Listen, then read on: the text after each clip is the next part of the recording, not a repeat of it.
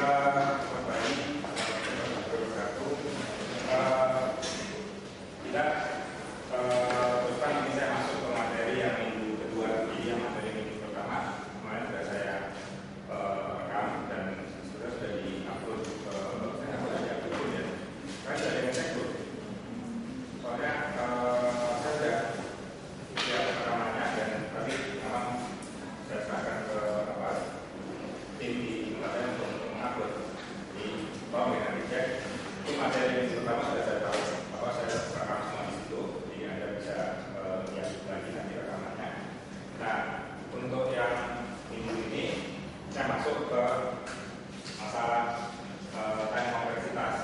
Jadi kalau Anda lihat di rekaman saya minggu lalu itu kita apa istilahnya, saya berikan materi tentang konsep kenapa kita perlu melakukan desain dan analisis algoritma. Jadi kalau kita ada siklusnya di dalam satu mengembangkan satu program atau satu aplikasi, itu biasanya kalian start dulu dengan merancang algoritmanya.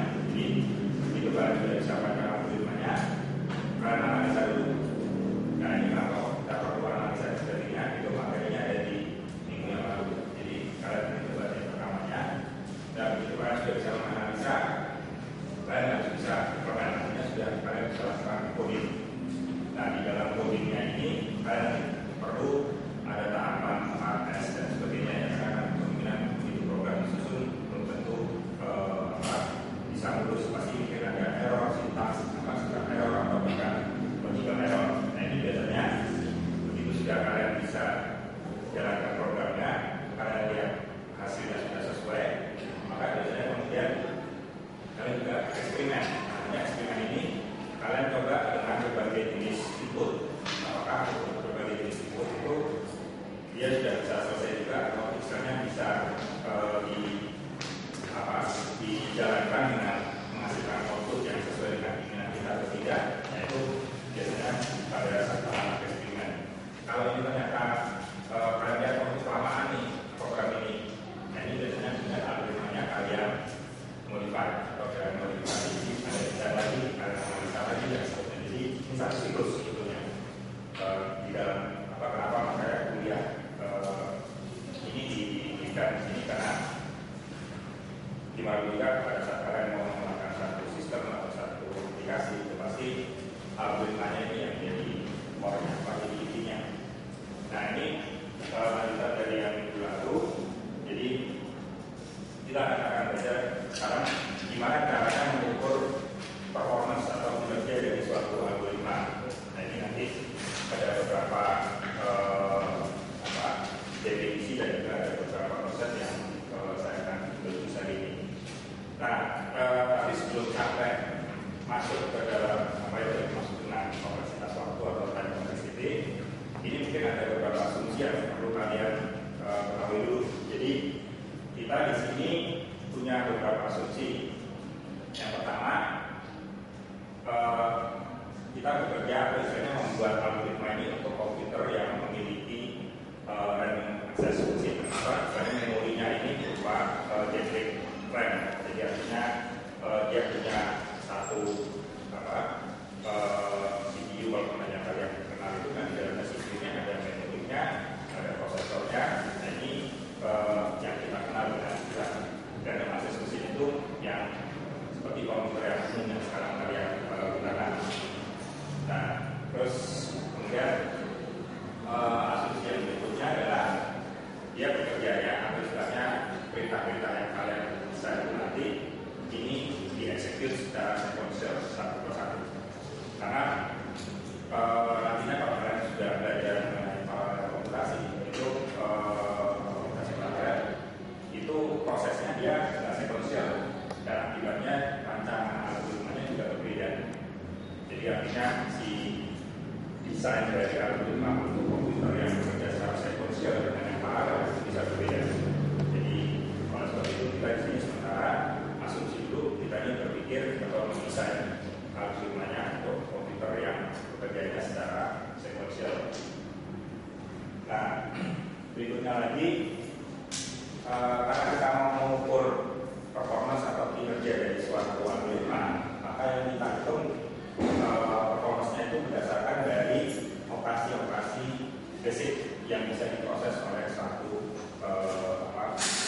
juga. Jadi artinya di sini operasi basic itu misalkan operasi aritmetik, jadi plus kali bagi dan seterusnya.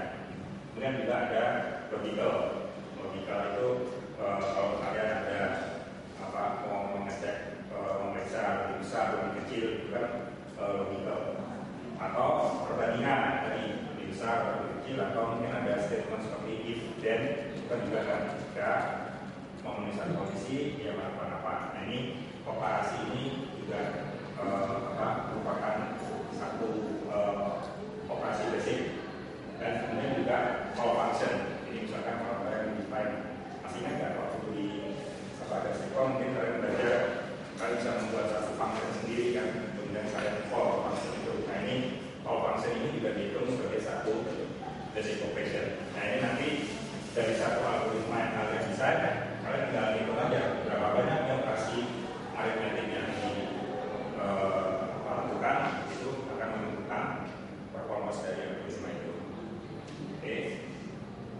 Nah, kemudian supaya juga untuk memudahkan kalian menghitung performance lagi, kita ada asumsi bahwa satu operasi itu dihitung sebagai satu unit cost. Jadi artinya untuk satu statement gitu, atau satu perintah itu kita hitung sebagai satu unit cost. Jadi nanti kita bisa menghitung cost dari, atau istilahnya cost ini bisa hitung sebagai waktu, bisa juga sebagai cost dari sisi memori size ya. Jadi biasanya untuk sementara ini nanti kita akan menghitungnya sebagai cost ini sebagai waktu. Jadi lamanya dia memproses satu statement itu berapa lama. Nah, jadi yang perlu kalian selalu ingat bahwa kita nanti mengukur kinerja dari suatu algoritma itu tidak tergantung kepada kecepatan komputernya sendiri. Bisa bedain, artinya kan komputer itu sekarang kan tahu ada yang i3, i5, i7 dan sebagainya. Itu kan kemungkinan dia speed prosesornya makin cepat tuh. Yang i7 pasti lebih cepat dari i5. Nah ini si algoritma itu tidak tergantung kepada kecepatan si prosesor, tapi kita nanti mengukur kinerjanya ini, dan ini tadi berdasarkan dari operasi-operasi basic yang diproses di dalam satu algoritma. Oleh sebab itu nanti kalau kalian lihat di rekaman saya ini lalu itu saya katakan bahwa kalian mengukur atau menganalisa satu algoritma itu tidak tergantung kepada komputer yang kalian gunakan, dan juga tidak tergantung kepada bahasa pemrograman yang kalian pakai. Jadi dia independence dari programming language-nya, dan juga mesin independence juga tidak tergantung kepada komputer yang kalian gunakan. Oke, sampai sini ada yang masuk sana dari 12 ya. Jadi nanti asumsinya yang kalian ukur itu adalah sementara ini untuk proses yang dilakukan secara sekuensial, jadi bukan secara paralel. Oke, sekarang kita masuk apa dulu yang namanya running time.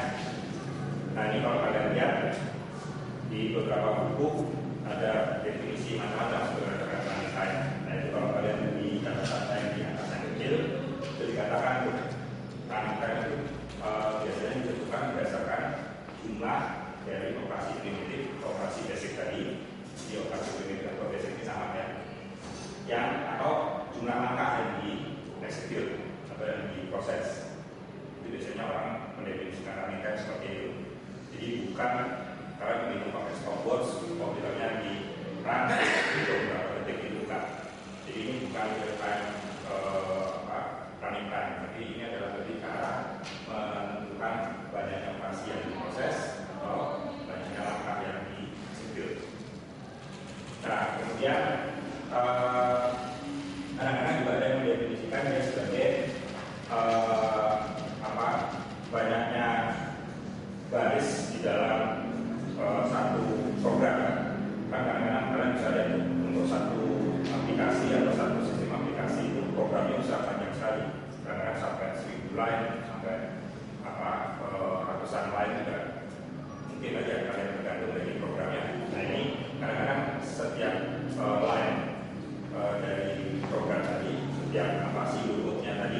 itu bisa juga dihitung memiliki satu satuan waktu yang kemudian akhirnya nanti dikalikan dengan semua jumlah lainnya, ini menentukan running time-nya.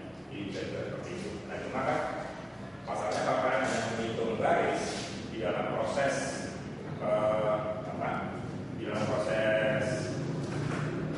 ingat nggak kalau kalian waktu belajar programming itu kan dalam satu program, kemudian di sini kalian punya loop kan, ya kan, ada for terus ini. Nah, ini mungkin jumlah barisnya cuma 10 baris, tapi kemungkinan dia akan diproses sampai berulang-ulang kan. Nah, ini juga bisa mempengaruhi running time dari satu algoritma. Jadi artinya kita tidak hanya sekedar menghitung jumlah barisnya saja, tapi juga nanti menghitung kira-kira sebetulnya lebih banyak berapa sih lokasi primitif yang diproses. Jadi tidak hanya menghitung stepnya saja, tapi juga berapa kali lokasi primitifnya diproses. Bisa saja dia cuma ada misalkan total ini yang di dalam loop import return value 10 line, yang di sini cuma 1 line, yang di sini 1 line. Kan kalian nggak bisa bilang ini dalam waktu 12 baris kali berapa segmen untuk setiap barisnya. Nggak bisa. Kenapa? Kemungkinan di sini misalkan kalau saya tulisnya loopnya ini 1 sampai 1 juta, sama sekali kan dalam baris ini.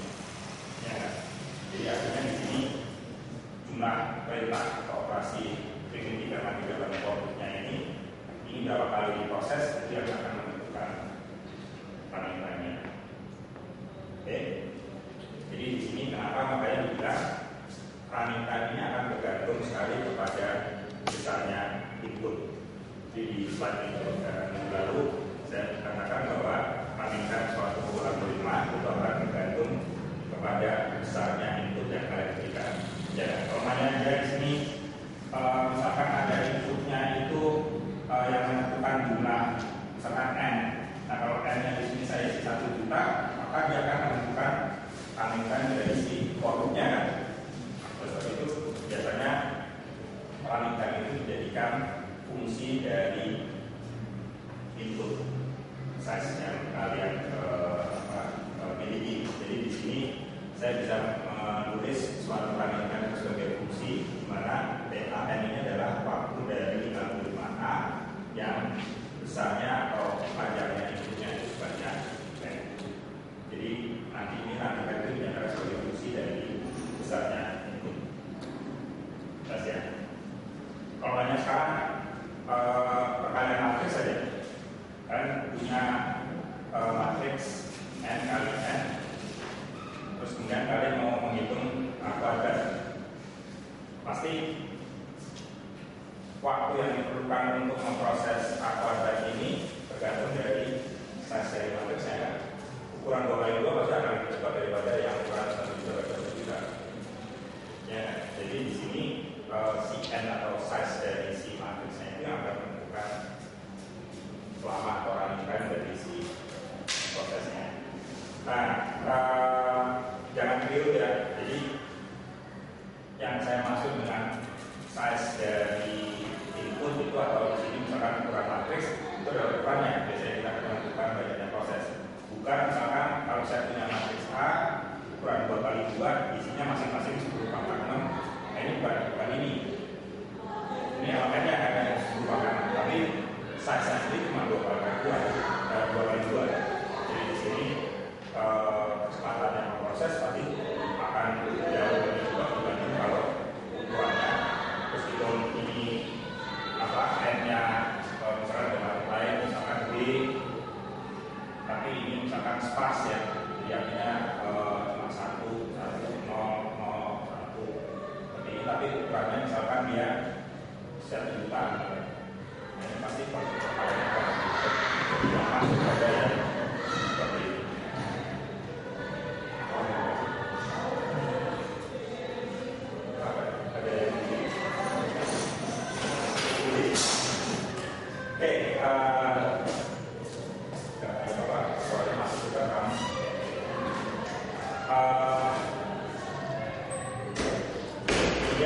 Ini nanti nantinya jadi artinya yang selalu kalian cari ini adalah sebetulnya bagaimana bentuk fungsi dari si running time. Karena kan kita sudah sekali ketemu apa fungsinya dari running time ini seperti apa, kan sudah bisa memprediksi itu. Kira-kira input yang sebesar apa yang masih istilahnya visible untuk dijalankan. Nah, di slide saya yang lalu, yang minggu lalu itu ada memang penjelasan mengenai tingkat kecepatan pertumbuhan dari suatu fungsi. Jadi contohnya kalau kalian punya fungsi ini ya, fungsi running time ini yang log n, misalkan bentuknya seperti ini, dengan running time yang fungsinya n kuadrat misalkan. Ini tingkat pertumbuhannya yang log n dibandingkan n kuadrat mana yang lebih cepat?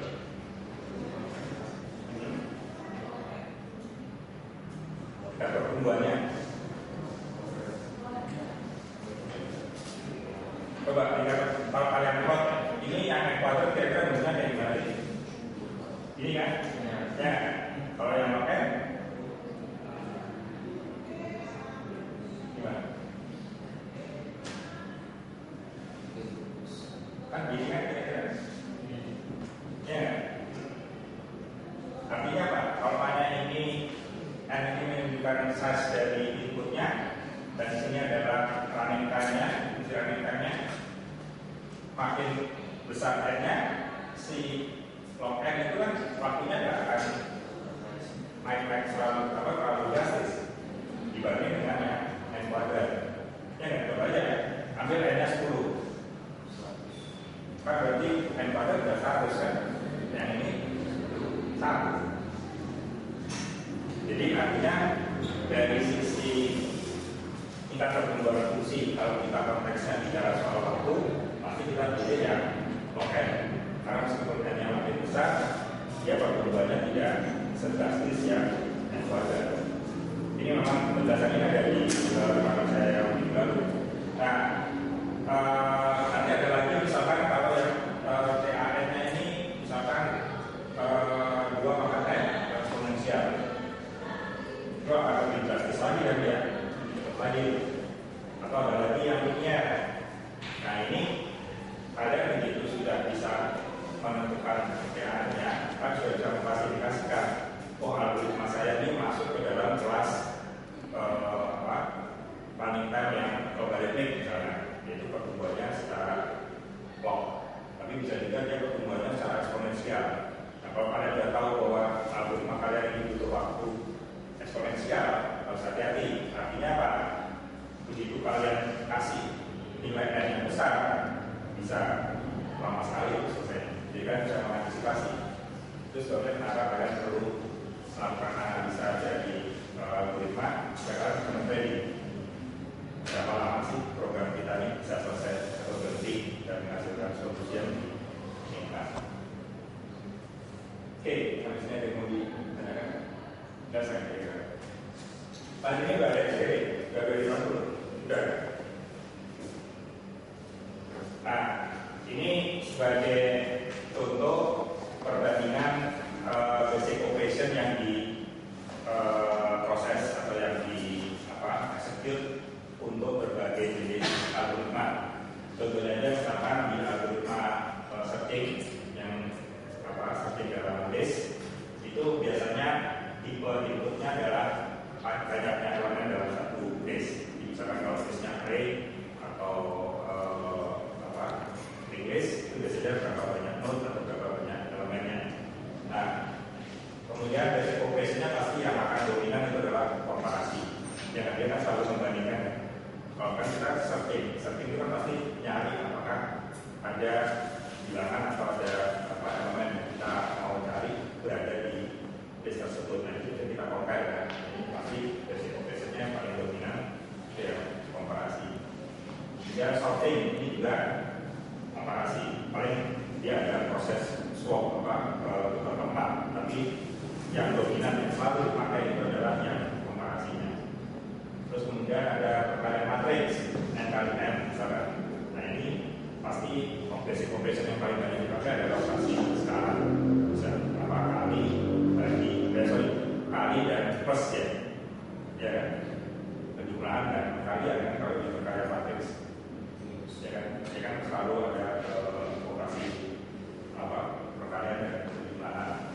Kemudian kalau di masalah bilangan faktorisasi prima ini, kalau banyak inputnya ini panjangnya digit dari suatu bilangan yang mau difaktorisasi, ini nanti resiko operasinya yang paling dominan adalah jumlah skala divisionnya dan seterusnya. Ini yang lain-lain contoh yang bisa kalian pakai sebagai perbandingan.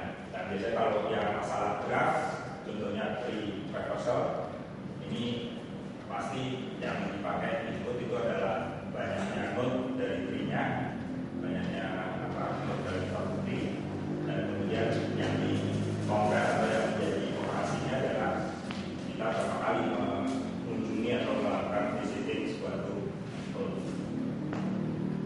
Pernah dengar nggak sih kita traversal? Gue dengar juga.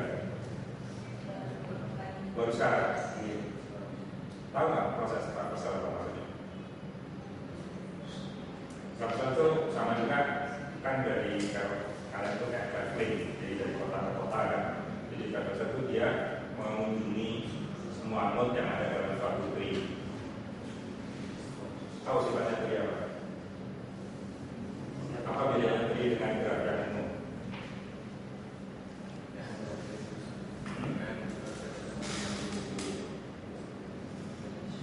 Tree itu kan graf juga kan? Nah, apa tadi ciri khasnya dari tree? Apa suatu graf dikatakan suatu tree? Ada loh. Kalau nanya saya punya graf seperti ini, terus saya bilang ini dulu nih, sampai aja. Berarti apa yang membedakan? Kalau suatu graf sembarang itu bisa dikatakan sebagai suatu tree. Ya, kalau graf pasti terdiri dari vertex dan jumlah vertexnya. Itu akibatnya dari memang sifat asimetri, nanti pasti akan jumlah node atau vertexnya itu pasti akan lebih banyak daripada si edge-nya kan. Pernah dengar cycle? Nah, tree itu adalah suatu graf yang tidak mengandung cycle. Jadi kalau kalian punya tree kan bentuknya kan seperti ini. Begitu kalian tambah satu S membentuk cycle seperti ini, udah bukan tree lagi ya. Jadi tree itu adalah suatu graf yang tidak mengandung cycle. Jadi apakah dia nanti punya seperti ini, terus misalkan ada anaknya lagi, nah ini masih katakan tree. Jadi begitu dia ditambah satu X sehingga dia membentuk cycle dan kembali lagi. Nah ini yang namanya tree traversal itu gimana caranya algoritma yang kalian buat itu bisa mengunjungi semua node-nya. Nah ini ada satu problem yang namanya tree traversal. Nah ini yang dipakai sebagai patokan mengukur performance-nya adalah berapa kali kalian mengunjungi si node-nya ini. Ya kan, kalau misalnya kalian harus mengunjungi semua coba. Kan dari sini, kalau gampangnya kan kalian ke sini, ini udah sekali. Terus ke sini, kan? Terus untuk mengunjungi yang lain kan harus balik dulu. Nah, tadi yang itu udah 2 kali, yang di sini juga 2 kali, terus baru ke sini lagi. Jadi visiting node-nya itu mempengaruhi performance dari si algoritmanya. Oke. Nah, tadi jadi saya sedikit ulang lagi bahwa analitika dari suatu algoritma itu ditentukan oleh input size. Ya, jadi selalu jadi fungsi dari size input. Oke, kita masuk ke yang namanya kompleksitas waktu atau time complexity. Boleh baca dulu. Apa itu? Boleh disediakan dikasih rekaman dan lihat juga. Ya, kita yang namanya kompleksitas dari sebuah algoritma itu ditentukan oleh banyaknya dari basic operation dan berapa banyak si algoritma tadi mengeksekusi wujud si basic operationnya. Jadi tidak hanya jumlahnya tadi banyak operasi, tapi berapa kali juga dia execute. Karena kan begitu dia basic operationnya muncul di dalam loop, ini pasti akan diproses berulang-ulang kan. Nah, oleh sebab itu dia juga akan menentukan kompleksitas dari si algoritma tadi. Oke. Nah, yang jelas sama juga dengan yang penjelasan sebelumnya, yang namanya analisa kompleksitas itu harus tidak bergantung kepada mesin yang kalian pakai. Karena kan hanya cuma bergantung dengan algoritma yang mungkin hanya di atas kertas kalian desain, kalian sudah harus bisa analisa algoritma itu berapa besar kompleksitasnya. Nah ini di sini tidak harus kalian sudah coding dulu baru bisa menentukan kompleksitinya. Tapi sebenarnya masih di atas kertas pun kalau untuk desain algoritmanya, kalian sudah bisa mengukur kompleksitas waktu dari si algoritma. Nah, bila time complexity dari sebuah algoritma itu akan menentukan running time dari si algoritma itu gantung kepada input size-nya. Jadi dengan kata lain tadi time complexity adalah sebuah fungsi dari input size-nya. Jadi tadi kenapa saya pakai notasi TAM ini, running time ini juga sebetulnya tinggal istilahnya merupakan fungsi juga dari time complexity-nya si algoritma, karena si time complexity akan menentukan parameter dari si algoritma tadi. Nah, jadi sebetulnya yang namanya time complexity ini akan memetakan yang kayak fungsi kan, jadi dia merupakan pemetaan dari besarnya input tadi ke waktu running time-nya. Jadi ini time complexity yang dimaksud adalah seperti itu. Jadi dia merupakan satu pemetaan atau fungsi. Nah, sebenarnya apa sih kalau kita perlu tahu atau mengukur kompleksitas waktu dari suatu algoritma? Itu yang pertama, untuk mengestimate atau melakukan estimasi pada berapa lama sih program kita ini akan selesai. Ya, nah, contohnya tadi misalkan perkara matriks saja. Kalau kalian ukuran matriksnya kecil, kalian bisa bilang, oh ini pasti akan lebih cepat nih, karena dia cuma berapa nih? Pasti ingat ya, karena kemarin waktu dari sini kan saya bilang kompleksitasnya sekitar berapa nih? N/3 kan? Ya kan? Jadi artinya kalau tanya N-nya hanya 2 kali 2, artinya kalau misalkan kita bilang identik N-nya ini N/3 ini misalkan untuk N yang sama dengan 2 kan, dia cuma 8 kan. Nanti misalkan ini kita bilang ini 8 second. Nah sekarang kalau N-nya sekarang 10.000, maka 3 berapa 100.000 second ya kan. Jadi artinya hanya mengetahui dari sini aja kita sudah bisa estimate berapa lama si program tadi berjalan. Terus yang kedua, kita bisa pakai juga untuk estimate input terbesar yang masih visible di proses oleh program itu. Tentunya misalkan ternyata pas kalian desain program kalian itu menghasilkan kompleksitasnya misalkan fungsi 2/n. Nah kalian nggak bisa kira-kira kalau nanya misalkan ini menyatakan second ya. Jadi misalkan kalau nanya diisi dengan cuma 2/10 aja masih oke lah, ya kan? Tapi begitu dia sudah 2/1 juta, itu untuk berapa second? Jadi kan kira-kira udah nggak reasonable lagi. Mungkin berhari-hari selesainya baru program ini. Pernah kalau nggak salah di slide saya ada yang gambar depannya itu gambar mainan power of one, ya kan? Nah, bukan yang gimana? Oh, ininya masih yang lama ya. Perasaan kan power of one yang ada 3 pilar ini. Terus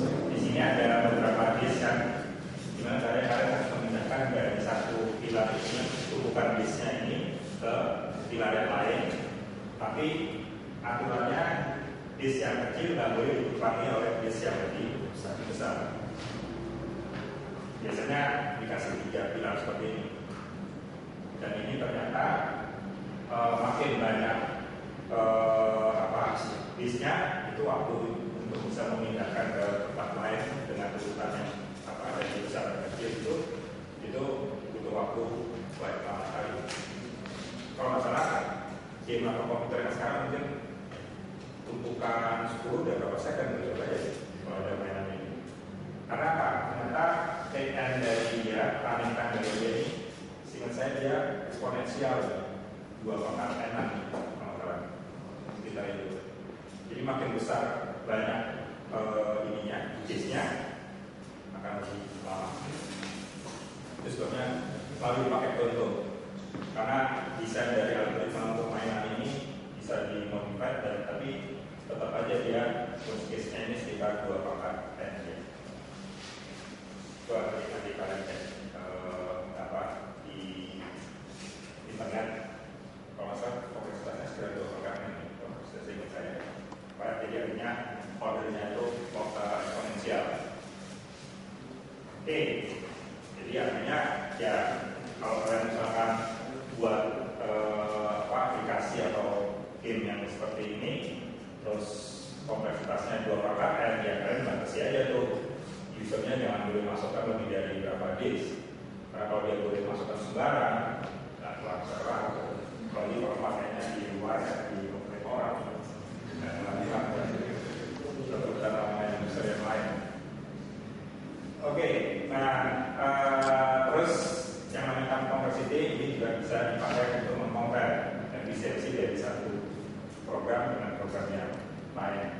Jadi mungkin saya di slide minggu lalu juga saya sebutkan yang namanya algoritma itu kan kayak gini. Jadi si A dan si B bisa punya ide sendiri untuk mengembangkan satu algoritma, dan kemudian masing-masing kalian bisa analisa.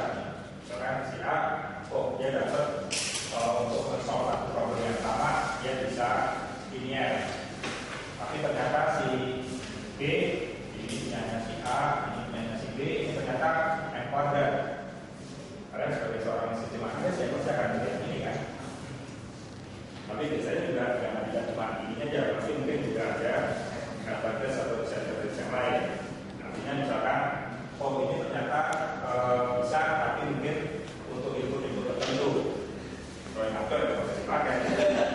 Artinya mungkin dia nggak ngatur, tapi ya ini performance-nya bisa berbeda.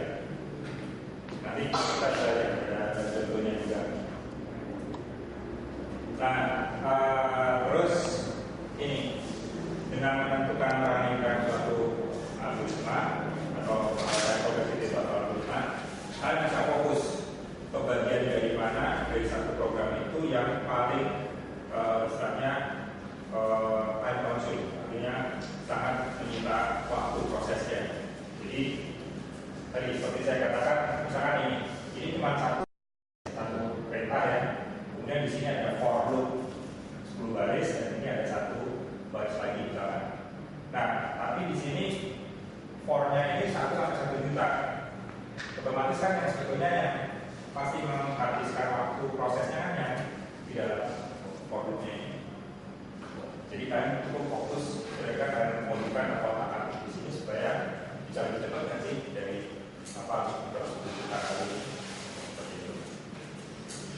Jadi kalau kalian punya program ini masih ada lagi misalkan, dan ternyata yang dominan itu hanya di bagian ini misalkan. Kan kalau di C atau C++ kan bekerjanya secara objek kan, nah itu juga sama. Dari sekian banyak objek yang kalian desain di dalam satu program, objek mana sih yang paling menyita waktu atau yang paling dominan dari sisi time consuming menghabiskan waktunya. Nah itu kalian bisa konsentrasi ke situ untuk memodifikasi supaya dia lebih cepat lagi. Oke, ada yang masih ada satu lagi. Ini juga biasanya untuk memilih sebuah algoritma dari untuk sebuah aplikasi sama aja. Jadi contohnya misalkan kalau yang kemarin saya kasih contoh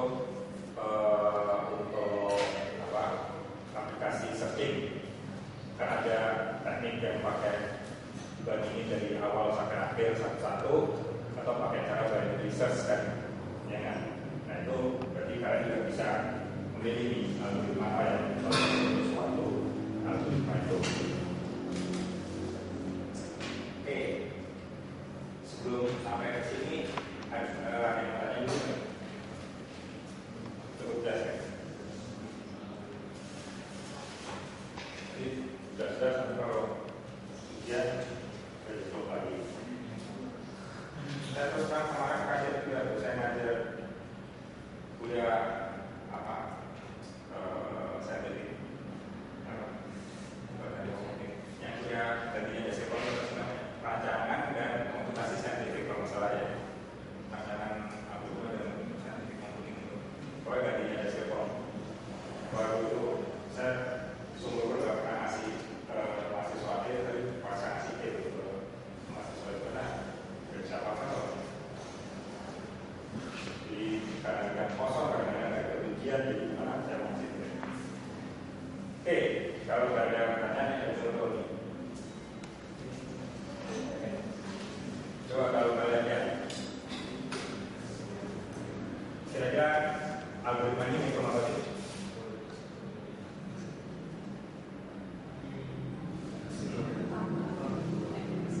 Pangkat. Ini menghitung X, pangkat, N. Jadi di sini makanya ada input. Ini kan satu prosedur, satu functionnya. Ini ada bilangan X-nya dan ada integer N-nya. Terus kemudian kalian lihat di sini dia muter sebanyak.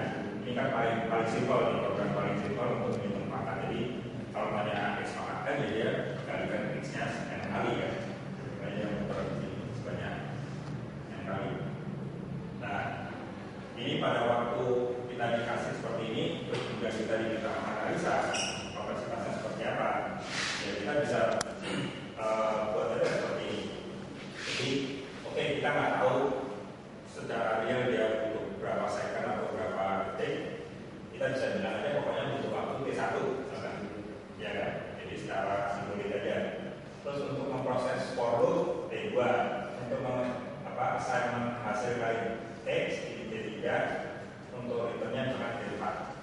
Terus sekarang tinggal kita lihat berapa kali dia diprosesnya. Untuk yang baris pertama hanya sekali ya.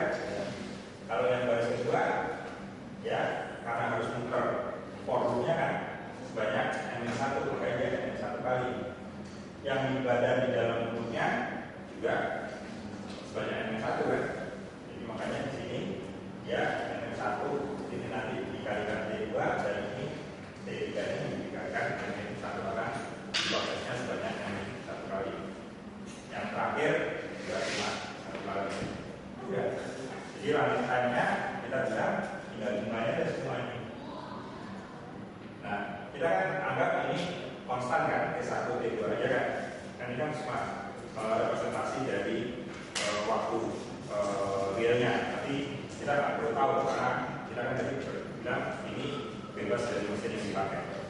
Akibatnya karena ini kita bisa ada konstan, kita kan tadi mau membuat running time itu fungsi dari N kan. Jadi kita kumpulin yang ada N-nya. Ya, ternyata kita bisa dapat bentuk TN-nya seperti ini. Nah, kalau kita lihat TN-nya seperti ini masuk ke kategori fungsi apa? Dilihat dari tingkat pertumbuhannya. Linear, kuadratik, logaritmik, atau eksponensial. Linear kan, karena itu cuma yang aja kan di sini. N1 kali itu. Ya, jadi kita bisa bilang ini suatu fungsi yang linear. Gak bisa kan? Ada yang buat? Ada atau dia masih bingung? Ini yang kalian harus worry buat ini karena kita memang hanya kita pakai sebagai simbol aja, sebagai parameter aja. Tapi yang penting adalah kita bisa menilai berapa kali ini. Setiap ini kan kita anggap operasi aritmetiknya atau operasi basicnya itu kan yang salingnya nih, ya kan? Terus di sini operasi basicnya adalah signnya, tanda panah ini. dan berproses admin satu kali. Seperti itu. Oke. Nah, ini akan jadi muncul pertanyaan kemudian. Tadi kan bolak-balik saya bilang yang namanya running time itu adalah fungsi dari input, ya kan? Jadi dia akan ditentukan oleh besarnya si input yang kita berikan ke algoritma tadi. Jadi artinya PAN itu akan merupakan jadi pokoknya ini akan bergantung kepada input size dari si n-nya. Oke, nah sekarang ada problem nih. Ini kadang-kadang kita untuk satu masalah atau satu problem itu bisa kita buatkan algoritma yang sama, artinya algoritma suatu algoritma, tapi kemudian pada saat kita berikan input, ini kadang-kadang jadi sama-sama algoritmanya itu algoritma A, tapi dikasih input besarnya N, ini bisa hasilnya akan berbeda dengan masih tetap algoritma A, ukuran size-nya N, tapi mungkin di sini hasilnya yang X, yang ini hasilnya bisa Y. Dan ini bisa terjadi. Sebagai contoh misalkan, nih, dia bilang, sometimes kita diberikan dua buah input yang ukurannya sama, jadi size-nya kan sama N juga, tapi kemudian algoritmanya itu memberikan running time yang berbeda. Yang paling sering dipakai sebagai contoh ini adalah masalah sorting. Ini misalkan kita diminta untuk men-sort yang sama-sama listnya itu sebanyak 6 elemen, tapi pada waktu kita berikan entry inputnya, mengentry elemen-elemen listnya, ini kita melakukannya dengan cara-cara yang berbeda. Algoritmanya sama, yang kita mau jalankan, input size-nya sama, tapi begitu dijalankan untuk di-sort, kira-kira dari yang semua ini mana yang paling cepat selesai? Dari sisi kalau mau di-sort dari kecil ke besar, yang kedua, karena kita sudah kemasukannya sudah terurut. Sebaliknya yang ketiga, kita masuknya terurus, tapi terurutnya kembali. Ini setengah mati secara semuanya kerjanya. Jadi di sini yang awalnya kita mengharapkan outputnya itu adalah suatu list yang sudah tersortir secara ascending, maka yang pertama itu dikatakan nanti kita berada pada kasus average atau kasus yang rata-ratanya. Sedangkan kalau yang kedua ini kita diberi kasus yang best atau kasus yang terbaik. Karena orang kita mau mensortir suatu list, tapi kita cara memasukkannya sudah kita urut, ya kan? Programnya nggak kerjain apa-apa, ya pasti akan performanya akan lebih cepat dibanding yang worst. Jika bisa lihat di sini, algoritmanya sama yang kita pakai, terus input size-nya juga sama, semuanya sama, tapi cara kita menginput entry-nya ini yang berbeda. Nah ini makanya muncul base versus average case. Jadi kadang-kadang klasifikasi suatu algoritma itu orang juga menentukan berapa sih worst case-nya, berapa sih best case-nya. Worst case itu biasanya lebih sering dipakai karena artinya kalau kita sudah bisa menentukan parameter yang dalam keadaan buruk, pasti nggak akan ada yang lebih jelek lagi kan? Ya, untuk algoritma yang sama ya. Nah sebaliknya kalau misalnya kita bilang, oh saya dapat nih running time tapi untuk best case, ini kan sudah agak jelek kita. Ya kalau misalnya inputnya memang di best case terus, jadi kalau dikasih best yang kondisi yang lain, hasilnya mungkin running time akan lebih jelek dari yang best case pasti. Jadi di sini kadang-kadang memang kalau kalian mendesain satu aplikasi, terus kemudian ditanya sama sistem analisnya, oke ini kira-kira best case dan worst case-nya berapa nih kompleksitasnya, dan kita jawab. Jadi artinya base dan bosnya ini bisa berbeda soalnya. Tapi ada juga algoritma yang base dan bosnya sama, atau dengan kata lain dia tidak punya perbedaan base seperti ini. Bisa ambil contoh nggak?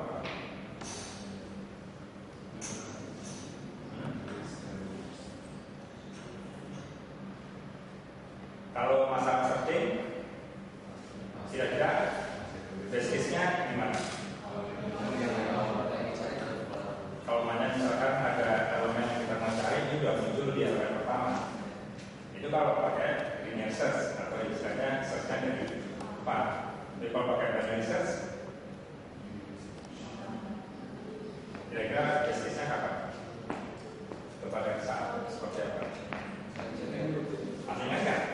Kemarin waktu saya minggu hari Senin kasih contoh, kalau linear search itu kan dia search-nya mulai dari elemen pertama. Tapi kalau linear search kan dia berusaha membagi dua kan, cari elemen tengah kan. Nah ini kalau banyak kalian compare dengan elemen tengah, ternyata dicari di elemen tengah, itu berarti base case-nya dari linear search. Justru kalau dia munculnya di ujung-ujung, itu malah yang worst case-nya. Kalau linear search, worst case-nya linear search akhir kan?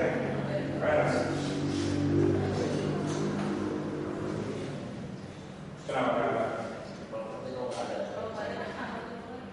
Maksudnya nggak ada ya, berarti kan katakan ya worst case kan berarti yang nggak ada atau yang muncul di yang terakhir kan, berarti tetap harus di satu-satu di compare kan. Jadi worst case-nya ya kalau dia nggak ada di dalam ini atau yang muncul di dalam yang terakhir itu yang linear search. Nah, jelas ini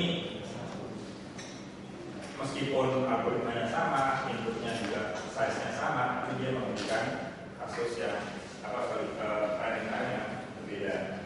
Nah ini biasanya makanya di sini coba dibedakan, misalnya dinyatakan secara grafikal.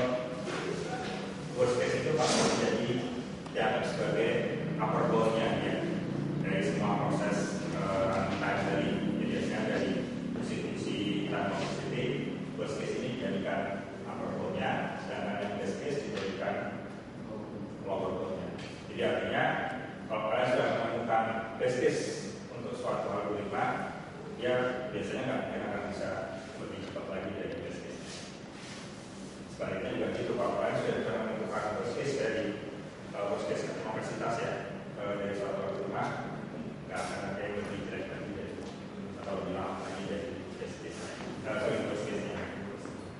Memang yang susah menentukan average case, karena kita sebagai contoh misalkan mau tadi searching, kalau hanya average itu kan dia mungkin bilangannya bisa muncul di mana-mana kan. Nah ini berarti ada faktor hitung probability pemunculan tadi. Nah ini biasanya akan lebih sulit memang dihitung. Oleh sebab itu di dalam analisa algoritma orang akan lebih senang hanya menentukan worst case dan best case-nya. Karena kalau udah tahu worst case-nya ya udah aman, ini paling jelek nih. Ada yang jelek lagi kayak gitu. Oke, jadi ini kalau secara matematik, kalau pakar matematik jadi harusnya tahu nih penulisannya best case itu adalah sebuah fungsi Bn, kemudian Bn-nya itu adalah minimum dari semua parameter atau kompleksitas untuk itu berbagai dimensi ya. Tadi ini kan kalau yang worst case ya maksimum number of steps kan. Kalau yang best case ya minimum number of steps. Sedangkan kalau yang average case ini kalau average number of steps dengan of any instance. Jadi di sini memang secara matematik pun dinyatakan. Nah, yang satu untuk best case ini minimum, yang worst case dia maksimum. Nah yang di sini masih dikali munduran si I-nya tadi.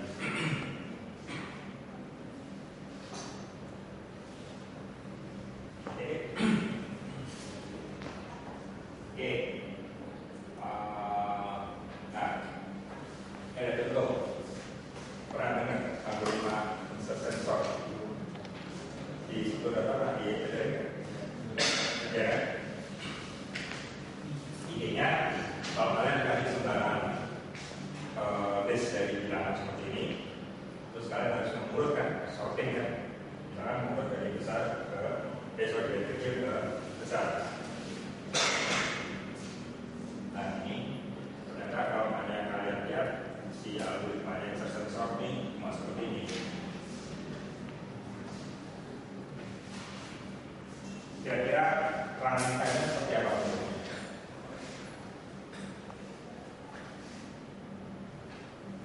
Oke, kalau tadi saya pakai notasinya karena kan saya pakai C. Kalau sekarang karena saya misalkan ini cos saya pakai C dan beda kan. Nanti saya nggak terlalu peduli besarnya dia seperti apa, yang penting berapa kali dia diproses.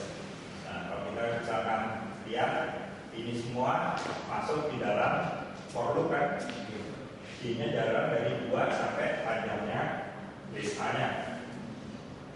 Nah, makanya dia diprosesnya N kali. Kenapa kok bisa N kali? Karena dia dari 2 sampai line A.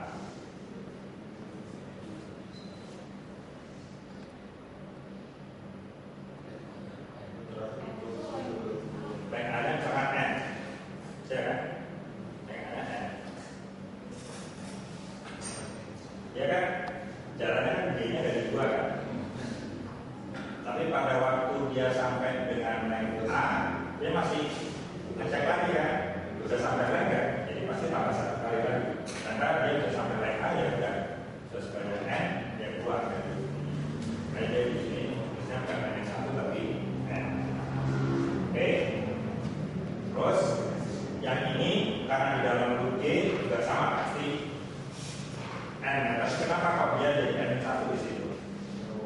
Karena kan begitu sudah sampai N, ini kan nggak diproses, ya, makanya dia cuma N-1. Yang ini juga cuma N-1. Jelas ya? Nah, yang problem adalah yang di dalam while. Kenapa yang while itu kok bentuknya berupa summation, berupa deret gitu.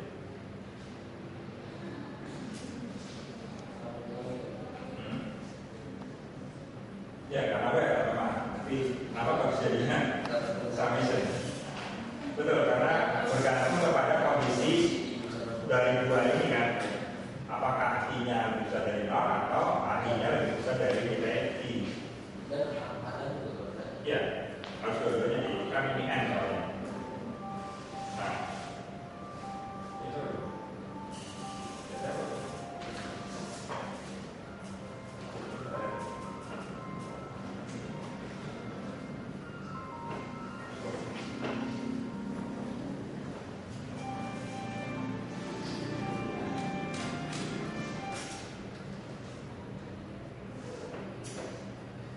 Nah,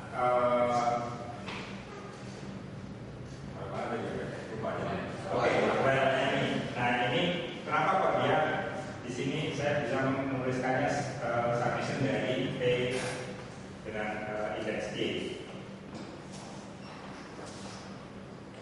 Jadi di sini sebetulnya T dengan indeks J ini saya bisa bilang adalah banyaknya while loop yang dieksekut untuk suatu nilai J.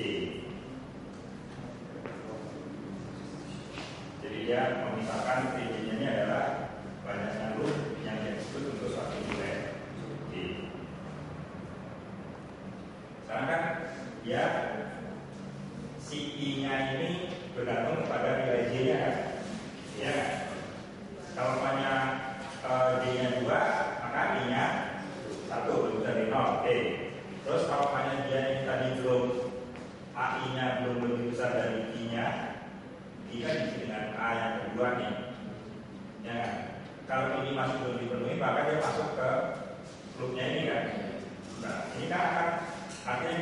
untuk satu nilai D di sini, kita mungkin akan menjumpai atau akan melakukan while-nya ini sebanyak T J kali.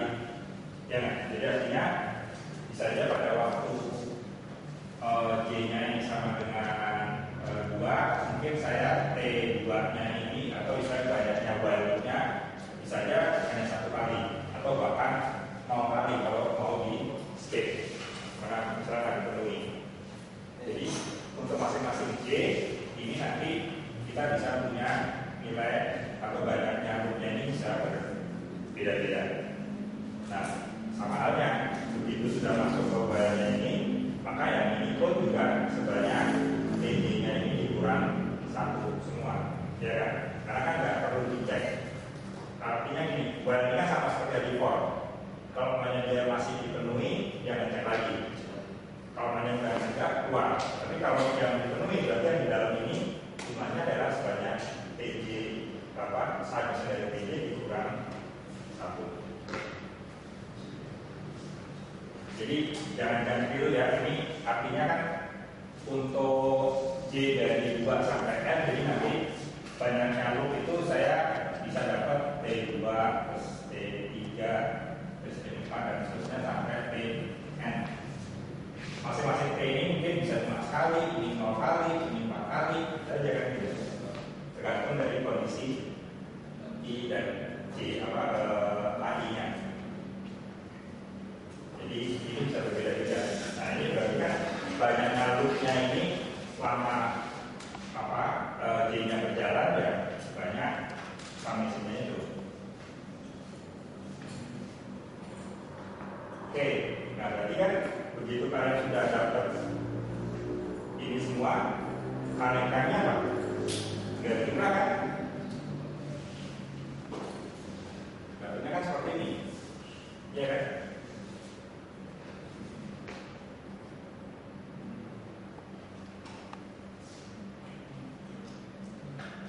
Ini adalah kaliannya. Nah, cuma kan apakah terus kita berhenti sampai sini? Kenapa? Si TJ-nya ini kan kita kan nggak tahu dia berapa kali kan, tergantung dari kondisinya. Tapi di sini kita bisa lihat nanti dari faktor atau dari kasus best case dan worst case-nya. Ingat kan kalau sorting, kalau best case-nya berarti harusnya apa? Kita waktu memberikan inputnya sudah terurut kan? Nah kalau sudah terurut berarti apa? Kalau sudah terurut kan berarti setiap AI ini pasti akan lebih besar dari I-nya kan? Ya kan? Nah karena sudah terurut tadi berarti while-nya ini akan diproses berapa kali? Sekali-sekali terus kan? Untuk setiap D hanya sekali-sekali terus. Jadi dengan kata lain saya bisa lihat kalau untuk best case itu berarti semua TJ-nya sama dengan 1 untuk semua J dari 2 sampai N. Karena dia kan nggak perlu ada proses swap karena dia sudah lebih besar terus I-nya. Dan I-nya lebih kecil terus dari AI. Sehingga kalau TJ-nya ini kalian ganti dengan 1 dari J sama dengan 2 sampai N, sampai dari berapa? N kan? Ya kan? Ini kan berarti 1 terus gitu kan? Makanya di sini dapatnya kan C1N, ini juga C2N, terus C3N, terus C4N juga kan? Sama C7N. Yang di sini kan karena dari 1 kan 0 nih, nah situ juga 0 kan? Makanya di sini masih dikurangi yang ke C2, C3, C4, dan C. Udah, ini ternyata time complexity-nya merupakan fungsi apa? Linear lagi. Kayaknya prosesnya complicated itu, tapi ternyata dia merupakan fungsi linear. Nah, sekarang ini kan yang base-nya, kalau worst-nya itu diisi balik, makanya untuk setiap J ini untuk J juga. Jadi pada waktu J-nya 2, dia butuh 2 kali proses. J-nya 3, butuh 3 kali loop. Pada J-nya N, ya butuh N kali. Sehingga kalau ini kalian sudah masuk ke sini, Derajatnya berapa nih? Sigma J dari 2 sampai N, ininya D.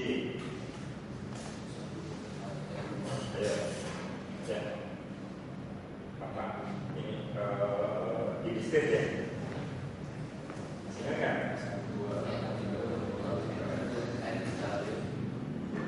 Nah, kali N satu ya, berdua ya, benar kan? Kurang satu apa? Oh ya, ini ya. Wah, benar.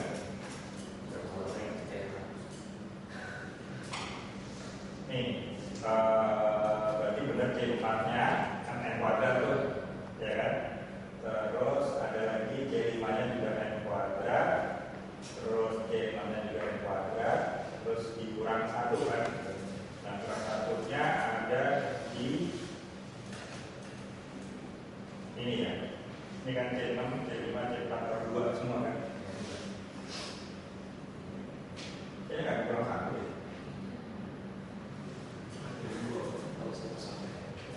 Dari 2.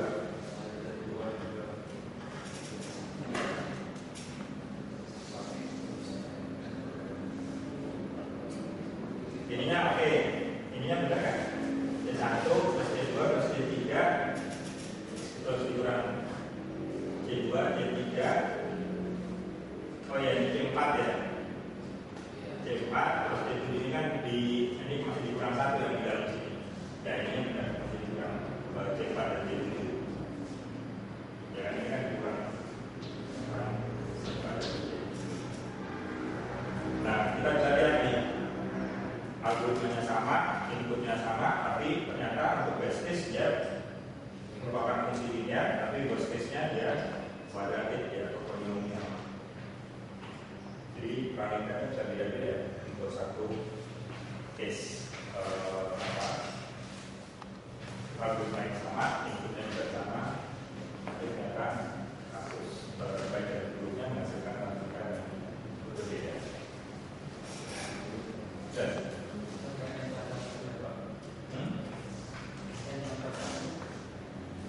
Nomor 1 apa kurang 1? Kalau N2 kan 2 dari sini. Ini J-nya dari 2 nih. Misalkan kalau N-nya 2, hasilnya 0. N-nya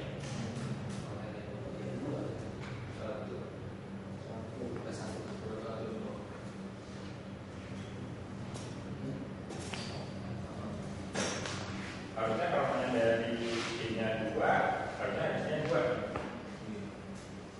ini kalau N tambah 1. Makanya ini apa nih?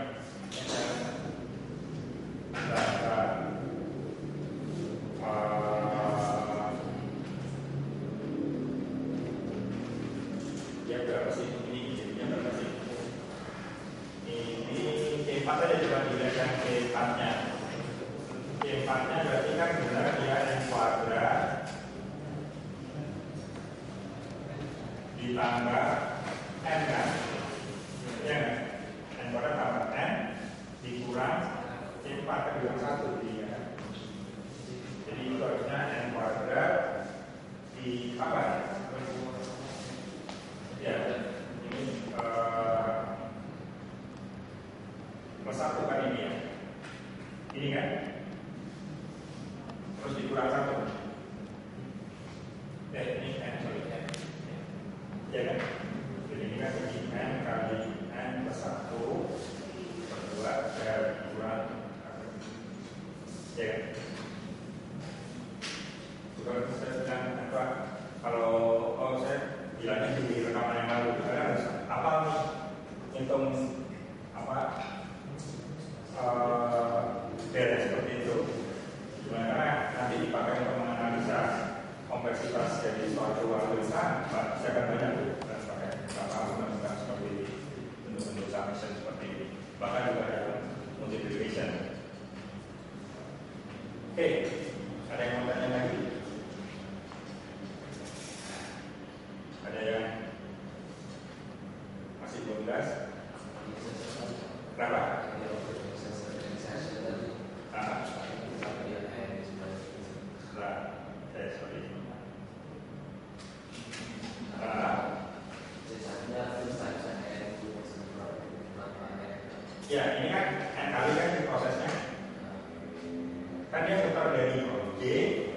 anggap dia length A-nya itu N. Maka kan yang namanya J ini dia muternya sebanyak harusnya kan N-1 karena dari 2. Tapi kan dia begitu sudah sampai J-nya sampai dengan N, dia proses semua ini kan dia ngecek dulu. Jadi tambah satu lagi kan. Makanya dia hitungannya jadi N. Tapi yang di dalam loopnya karena nggak perlu dicek lagi yang berikutnya. Jadi yang gini. Ini kalau kalian berjalan misalkan dari 1 sampai 3 misalkan. Nah ini kan pada waktu hitungan yang pertama, J yang pertama sekali, terus kedua sekali, ketiga sekali. Nah kan harus cek dulu. Udah sampai 3 belum kan? Ternyata dia udah 3, harusnya kan 4 nih. Dia kan si loncatin kan. Tapi sebetulnya kalian mau ini loncatin atau enggak? Ini kan enggak dominan. Kalian mau ganti ini N dengan N1, pengaruh nggak? Ya kan? Kalian belum melihat ininya sih ya, yang pertama saya juga dulu ya. Nih, kalian mau ganti E1 nya dikali N1, kan pasti nanti ujung-ujungnya itu yang dia kan yang dominan, suku yang dominan. Nah, ini mungkin kalian C1 lagi kan? Iya. Tapi tetap aja yang dominan ini. Iya. Jadi hanya kalau hanya misalnya konstanta atau koefisien seperti ini, apabila koefisiennya konstan, itu bisa kalian ambilkan. Nanti coba yang di rekamannya minggu lalu, itu di situ saya sudah jelasin bahwa yang untuk menghitung faktor-faktor yang dominan, biasanya konstan ini nggak perlu diperhatikan. Dan selalu di dalam satu fungsi seperti ini, kalian lihat suku mana yang paling dominan. Dan tentunya kan ini yang paling dominan hanya yang suku pertama kan. Jadi ini yang kalian perhatikan. Sama halnya juga fungsi sama seperti yang worst case-nya. Nah dari semua ini, kalau makin besar N-nya, yang paling dominan mana? Kan suku yang ini aja. Kemudian di situ ada N-nya. Nah, karena dia yang paling dominan dari kuadratik, maka dia masuk ke kategori atau kelas kuadratik ya. Oke. Nah ini sebagai perbandingan nih, ada beberapa contoh. Contohnya kalian bisa lihat. Pernah dengar ada evaluasi Horner? Harusnya di diskrit ya. Horner itu yang polinomial, terus kalian faktor-faktorkan itu. Pernah dengar? Ya kan kalau namanya PS itu dari N kuadrat N PA ya, N plus N1. Nah ini terus penulisannya kalian kelompokkan tuh A kali A gitu. Bukan ini itu adalah evaluasi Horner. Nah ini ternyata kalau kalian buat algoritmanya mengikuti rumusnya si Horner itu, ternyata dia tidak ada bedanya antara base maupun yang worst-nya. Terus yang permainan nomor Farnoy itu bener kan dia 2 pangkat N. Dan antara worst sama base-nya juga tidak ada bedanya. Kenapa kok nggak ada beda bersama base-nya? Yang tokrokan dari mainan ini. Kan asusnya kan hanya tergantung dari besarnya atau banyaknya si disk kan. Dia nggak dipengaruhi oleh kondisi yang lain. Mau diwarnai juga nggak ada bedanya. Pokoknya lebih besar atau kecil gitu aja ya. Jadi dia di sini tidak ada bedanya. Tapi begitu yang kasus problem searching ini bisa berbeda nih antara yang untuk misalnya algoritma linear search antara yang best sama yang worst. Jadi yang best bisa langsung sekali ketemu, makanya dia konstan.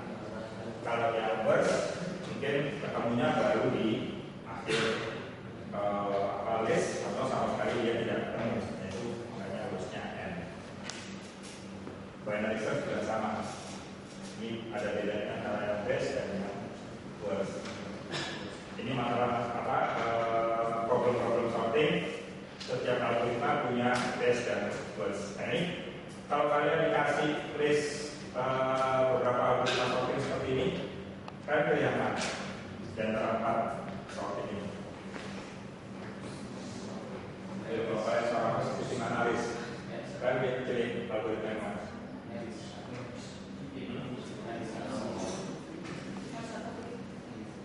Wixar atau Wixar atau apa?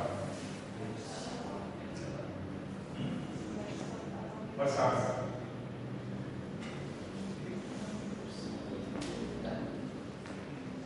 Kira-kira kenapa? Kalau kalian pilihnya Wixar?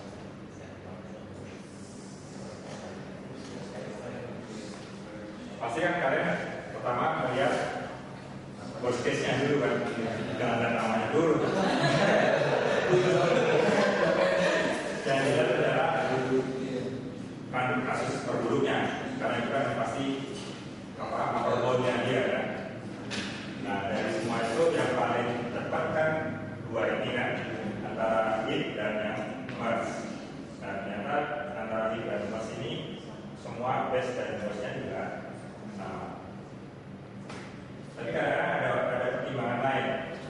Kalau saya misalkan dibilang, oke, misalkan ternyata list atau istilahnya apa yang harus saya sort, kan sort itu biasanya muncul di problem-problem database ya. Misalkan oke, database ternyata kecil datanya, nggak terlalu besar. Nah, saya mungkin akan pilih yang sort nih, meskipun best ini artinya kan kalau sudah terurut semua kan, tapi dia mungkin tetap ininya, meskipun bosnya memang empal, tapi kalau dia datanya ini hanya kecil-kecil, mungkin saya akan ambil yang bisa sensor. Artinya banyaknya data ya. Tapi secara umum pasti akan pilih yang sensor atau yang sensor. Nah ini biasanya kadang-kadang ada kriteria juga. Ya sama-sama worst case-nya ini sama misalkan, tapi kadang-kadang codingnya ini yang mungkin salah satu bisa lebih complicated daripada yang lain. Sebenarnya seperti itu. Tapi performance-nya aman. Jadi makanya kalian harus lihat juga. Kalau lihat ini kan contohnya ada tadi ya user sensor. Nah ini kan idenya caranya kan dia compare dulu 2 yang pertama, kalau lebih kecil di swap, ya kan? Terus dia masuk maju lagi pointernya, bandingkan dengan yang sebelumnya, swap lagi. Terus ini dibandingkan lagi. Nah, begitu sampai ke sini kan nggak kayak di swap. Dia maju lagi pointernya ke sini. Nah, tapi kan dia harus membandingkan kan, nggak hanya dengan yang di sini, tapi dengan yang di depan lagi. Jadi algoritmanya itu bisa complicated ya. Nah, makanya kalian juga harus lihat tidak hanya di analisa secara teks complexity-nya, tapi juga cukup susah kan ini coding. Nah kalau kalian lihat analisanya sih simple ya tadi ya, cuma begini aja nih algoritmanya, ya kan? Oke, ada yang mau tanyakan kali ini? Nah, ini kadang-kadang kalian tadi contohnya pada waktu diberikan seperti ini, oke, ini running time-nya atau time complexity-nya. Ini juga running time-nya atau time complexity, tapi kasus yang seburuknya. Tapi apakah ya kalian mau cukup harus menuliskan seperti ini? Nanti kalau ada lagi algoritma yang lain, sekarang akan lebih sulit kan membandingkannya. Nah biasanya karena kita bisa klasifikasikan fungsi-fungsi ini berdasarkan faktor yang paling dominan, misalkan di sini suku yang paling dominan yang mana. Ini biasanya kemudian orang untuk menggunakan komparasi ini biasanya harus kemudian menggunakan yang misalnya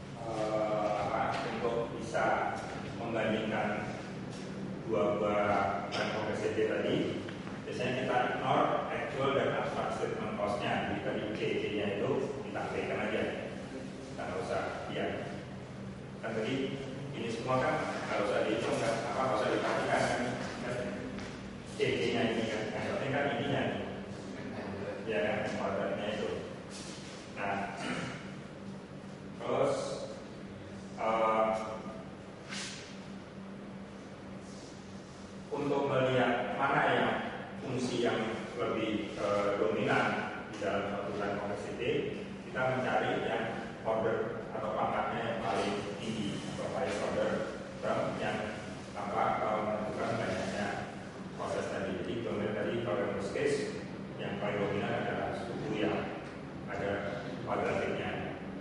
Nah, setelah biasanya kita sudah bisa misalnya ada yang kita ignore dan kemudian kita cari suku yang tinggi, kita bisa menentukan dia itu masuk ke kelas seperti apa.